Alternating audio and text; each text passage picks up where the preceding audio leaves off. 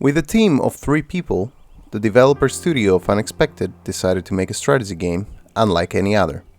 Let's explore the mystical world of As Far as the Eye and avoid the oncoming flood together.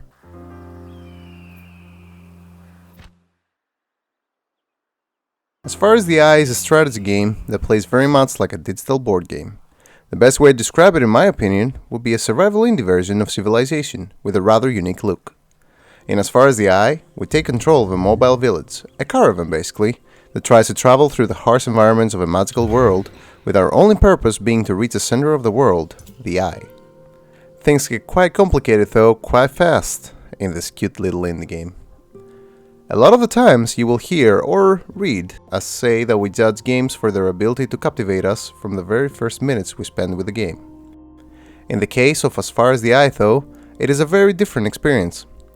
Just like any strategy game that is worth their salt, the game is complex and quite difficult to play. Do not take this the wrong way though, as the game offers very interesting ways to play it and can differ greatly for each player. The fact that it is such a complex game though means that we need to spend more time with it before we even begin to comprehend what is actually happening on our screen. Here comes the ingenuity of this indie though, the campaign. The campaign in the case of As Far as the Eye acts as the tutorial for the game. It lasts about a good full hour for inexperienced strategy or, should I say, resource management game players, and it tells us all we need to know about the game and how to play it. From the very basics to the very advanced mechanics, we get to explore every aspect of it while being guided by very well designed help messages.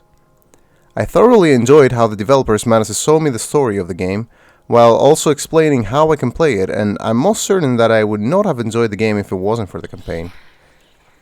If you want to go even deeper and make a comparison to other games of its kind, the only fair thing to do would be to compare it to games like Armello, Flame in the Flood, or even Civilization. Unlike all the games I just mentioned, and despite the similarities that As Far as the Eye shares with them, the indie title by Unexpected manages to find its own place in the vastly saturated market of pretty looking indies about survival and resource management. Having mentioned the Flame in the Flood though, I do have to say that the aesthetic of the game heavily reminded me of that raft surfing survival game. Despite the fact that they are two completely different games, the survival aspect as well as the way the game looks definitely made a connection in my mind, and that only made me want to see more. It is as if the developers wanted to get all their favorite inspirations in one place and build something awesome with it. And so they did.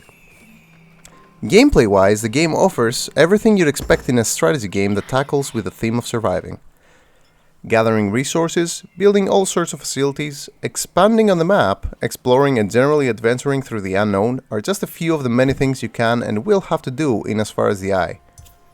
An intricate perk system for your pupils to get better in time through the things they do, a bunch of different procedurally generated circumstances to find yourself in, and a roguelike system that allows for a new adventure every time, all make up for a very good combination of mechanics. On the other hand, the story of the game is quite simple and yet very interesting. The whole "we're all going to drown" situation makes you work towards a certain goal and keeps you on your toes. It's been quite a few times that I've played a game that did not really manage to make me feel motivated to work towards whatever goal it set before me. In As Far as the Eye, we feel connected to our tribe and we try our best to take care of it. All the vagaries, natural disasters, and everything else good or bad that can happen to us is directly connected to the safety of our tribe. Ensuring we make it to the end is actually a stressful yet enjoyable mission to try and accomplish. The game looks great, plays great, and gives a challenge that will make players wanting to play again and again until they can manage to beat the game.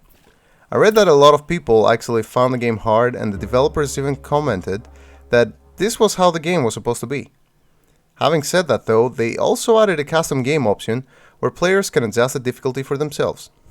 This is proof of how much the developer team is listening to feedback and how willing they are to accommodate the needs of their player base in order to make the game more enjoyable.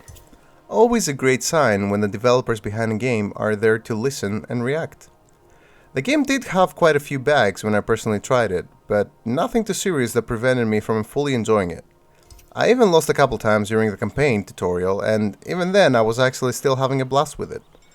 Then again, maybe it's just me because I like this type of games and I have the patience for them. I have to say at this point that I have heard a lot of opinions about harder games, as some may call them, that go a bit slower. Unfortunately for the market that indies need to appeal to in today's world, somewhat slower strategy games will always find it a bit hard to find a place in everyone's library and heart. As far as the Eye though, is a smaller scale resource management survival game that will reward you with plenty of fun gaming hours should you decide to give some of your time to learn it through its well-placed tutorial campaign.